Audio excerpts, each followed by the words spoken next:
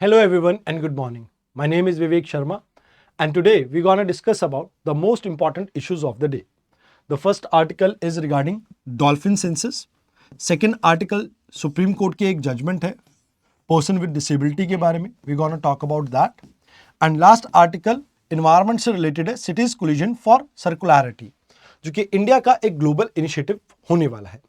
आइए एक एक करके इन सभी आर्टिकल्स को समझते हैं. देखिए रिसेंटली कुछ आपकी ऑर्गेनाइजेशंस एक साथ आई जिन्होंने सेंसस कंडक्ट किया इंडियन डॉल्फिन के ऊपर. अब इसमें दो डॉल्फिन हमारी मेजरली हम फोकस पे रखते हैं, दैट इज गैंगटिक डॉल्फिन और दूसरे इंडस डॉल्फिन. गैंगटिक डॉल्फिन आपको गंगा रिवर के अंदर देखने को मिलते हैं, उसके साथ साथ ब्रह्मपुत्र रिवर में भी. ये इंडेंजर्ड कैटेगरी की है, ब्लाइंड होती है और इकोलॉजन नेविगेशन टेक्निक पे ये वर्क करती है.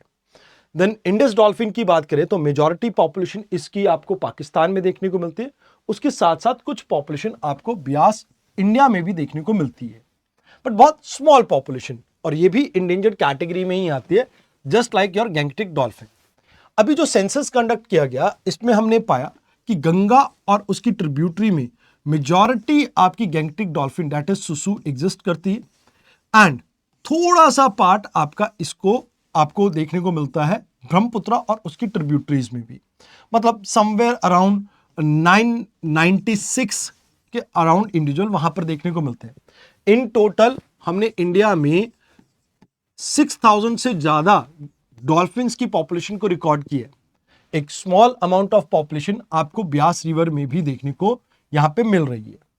अब ऑल ऑफ द सिटीज या स्टेट जो भी इसके अंदर कवर की गई उसमें सबसे ज्यादा पॉपुलेशन उत्तर प्रदेश, फिर Bihar, West Bengal, followed by Assam, Jharkhand and then Rajasthan, Madhya Pradesh and Punjab में इसकी पॉपुलेशन आपको देखने को मिली है. सबसे इंपॉर्टेंट मनिहारी स्ट्रेच है बिहार के अंदर जहां पर हाईएस्ट डेंसिटी आपको देखने को मिली है डॉल्फिन की. अब यहां पे जो इंस्टीट्यूट इस पूरे सेंसस में पार्टिसिपेट किए उसमें आता है wild life institute of India. इसके साथ साथ सभी स्टेट्स जहां से गंगा रिवर और इंडस फ्लो करती है वो भी इसमें अक्यूमुलेट की गई हैं, वो भी इसमें पार्टिसिपेट करें. उसके साथ साथ कुछ एनजीओ जैसे world wide fund for nature, ये एक इंपॉर्टेंट आपका लाइक ऑर्गेनाइजेशन है जो जिसने इसमें पार्टिसिपेट किया. टर्टल सर्वाइवल अलायंस या wild life trust of India, ये मेजर इंस्टीट्यूशंस हैं जिन्होंने इसके अंदर पार्टिसिपेट किया है. तो यहाँ पे अगर मैं आपको कहूँ कि ये जो आपकी डॉल्फिन है कॉन्स्टेंटली एंथ्रोपोजेनिक रीजंस की वजह से पॉपुलेशन थ्रेट फेस कर रही है, जहां पर by catching is one of the major problem. Rivers में बढ़ता हुआ पोल्यूशन एक बड़ा प्रॉब्लम है. साथ के साथ यहां पे आपको प्रॉब्लम देखने को मिलती है हैबिटेट फ्रेगमेंटेशन की, जो डैम रिजर्वायर्स हम क्रिएट कर रहे हैं उसकी वजह से. In addition to this there is also a problem of noise pollution and poaching की भी एक प्रॉब्लम देखने को मिलती है. इनकी वायबल पॉपुलेशन को मेंटेन करने के लिए गवर्नमेंट ने कुछ इनिशिएटिव लिए, जैसे एक प्रोटेक्टेड एरिया हमने गैंगटिक डॉल्फिन सेंचुरी के तौर पे बनाया बिहार के अंदर. हमने वाइल्ड लाइफ प्रोटेक्शन एक्ट के अंडर इसे टाइगर जितनी प्रोटेक्शन प्रोवाइड की है. इन एडिशन टू दिस हमने गंगा एक्शन प्लान और नमामि गंगे प्रोजेक्ट के थ्रू रिड्यूस करने की कोशिश की है रिवर गंगा के अंदर पोल्यूशन को, ताकि रिवर की हेल्थ को वापस से रिस्टोर किया जा सके. एंड साथ के साथ प्रोजेक्ट डॉल्फिन हमने स्टार्ट किया था 2020 में, ताकि हम इनके हैबिटेट को कंजर्व कर सके. तो these are the things that you have to keep in mind in this article. Now let's come to the second article of the day, जहां पर हम बात करेंगे दिव्यांगजन्स के बारे में. देखिए अभी रिसेंटली सुप्रीम कोर्ट के पास एक पिटीशन पहुंचती है जहां पर यह कहा जाता है कि जो राजस्थान जुडिशियल सर्विस रूल है 2010 का और Madhya Pradesh judicial service rule है 1994 का, ये कहीं ना कहीं डिस्क्रिमिनेट कर रहे हैं पर्सन विद डिसेबिलिटी के साथ. खासकर हम यहां पे बात करें विजुअली चैलेंज्ड पर्संस के साथ. तो यहां पर सुप्रीम कोर्ट ने अपनी रूलिंग में ये कहा कि भाई देखो, हमारा जो right to person with disability act 2016 है, ये इंक्लूसिविटी और रीजनल अकोमोडेशन के बारे में बात करता है, रीजनेबल. तो कहीं ना कहीं हमें अपने जुडिशियल सिस्टम में भी कुछ चेंजेस लाने की जरूरत है. जैसे एग्जाम्पल के तौर पे इशू ये था कि Madhya Pradesh judicial service examination rule की बात की जाए, इसके रूल 6A और 7 यहां पर कुछ एडिशनल रिक्वायरमेंट डालता है. जैसे पहली बात तो ये एक्सक्लूड करता है विजुअली इंपेयर्ड कैंडिडेट्स को कि वो एग्जाम में पार्टिसिपेट कर सके. एंड साथ के साथ जैसे मिनिमम 70 का स्कोर फर्स्ट अटेम्प्ट में स्कोर करना, 3 ईयर की प्रैक्टिसेस होना, ये कुछ रीजंस बन गए जिसकी वजह से पर्सन्स को क्या किया जा रहा था, आप ये कह सकते हो कि पर्सन्स को डिस्क्रिमिनेट किया जा रहा था। तो सुप्रीम कोर्ट ने यहां पर क्या किया, सुप्रीम कोर्ट ने यहां पे कहा कि भाई देखो, हमारे पास एक एक्ट है जो आपके rights of person with disability act 2016, ये कहीं ना कहीं उसको वायलेट कर रहा है और प्लस कॉन्स्टिट्यूशन को भी वायलेट कर रहा है। तो जुडिशरी कहते हैं कि भाई देखो, अब ये टाइम आ चुका है, डिसेबिलिटी बेस्ड डिस्क्रिमिनेशन को हम खत्म करें एंड यहां पर आर्टिकल 15 के अंडर कुछ इनेबलिंग प्रोविजंस हम लेके आए जो कहीं ना कहीं इनके अगेंस्ट डिस्क्रिमिनेशन को खत्म करें।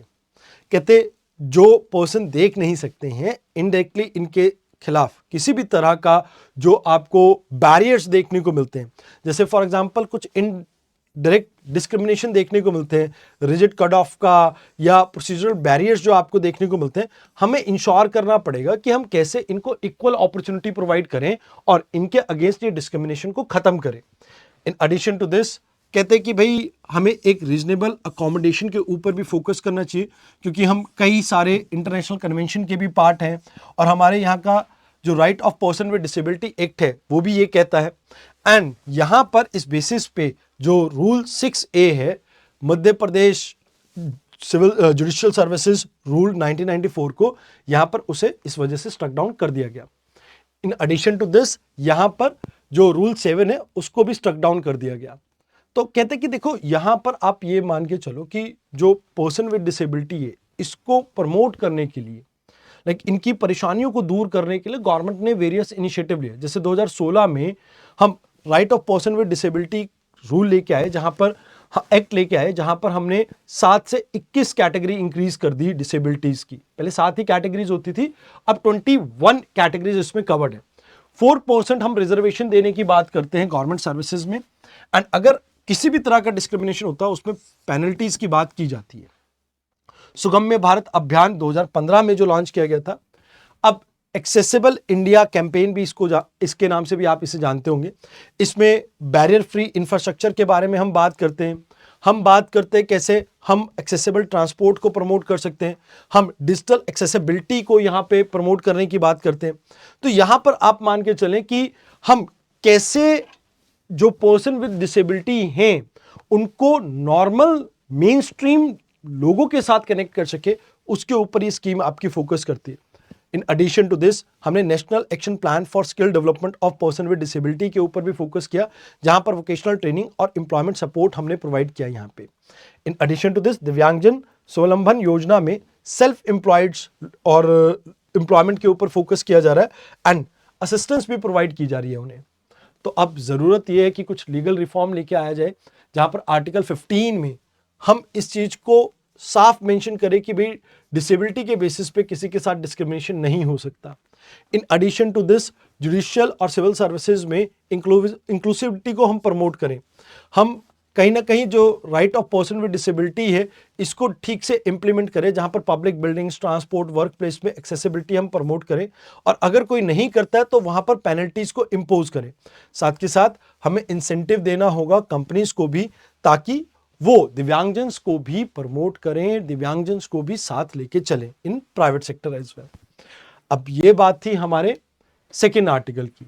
आइए अब समझते हैं आज का आखिरी आर्टिकल, दैट इज एक मल्टीनेशनल अलायंस हमने स्टार्ट किया है, जहां पर हम सस्टेनेबल डेवलपमेंट के ऊपर फोकस कर रहे हैं, that is city collision for circularity, that is C3।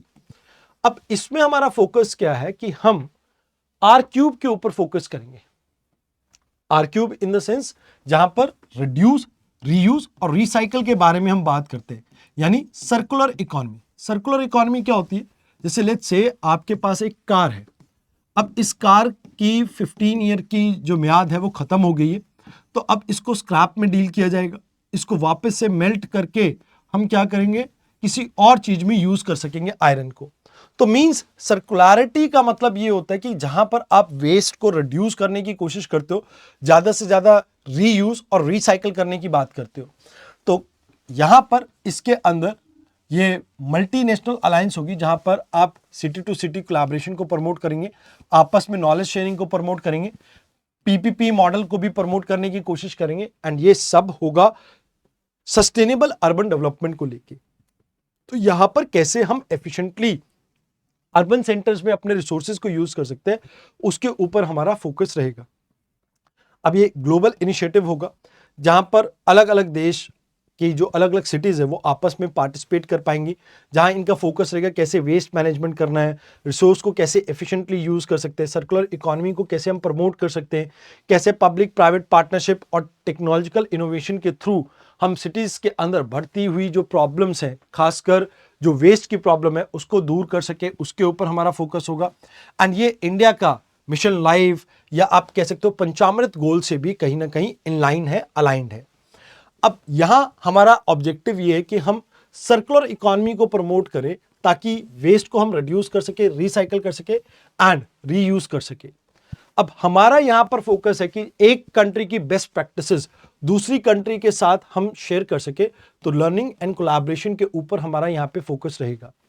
अब देखिए अर्बन एरियाज में जो लोकल बॉडीज हैं कई बार वो सफिशिएंटली इंपावर्ड नहीं होती, तो यहां पर उन्हें इंपावर करने के लिए इको फ्रेंडली टेक्नोलॉजी के अंदर हम पब्लिक प्राइवेट पार्टनरशिप को प्रमोट करना चाहते हैं।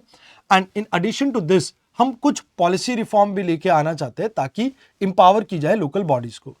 अब इसमें लो कार्बन अर्बन डेवलपमेंट के ऊपर हमारा फोकस है, जहां पर हम नेट जीरो टारगेट को अपना अचीव करने की बात करते हैं 2070 तक।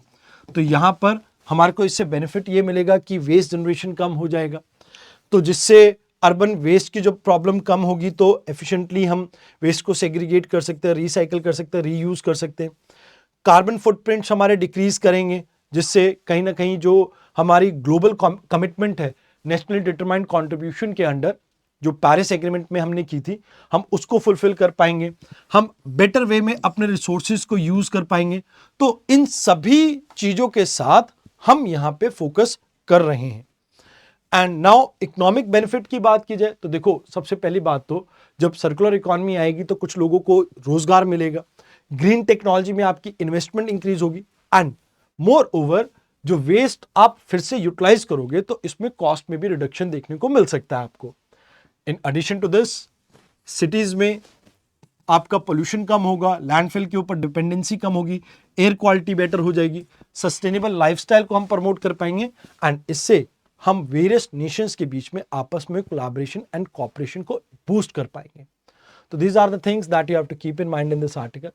आई होप आपको आज की डिस्कशन अच्छी लगी हो। आज की डिस्कशन में इतना ही था। धन्यवाद।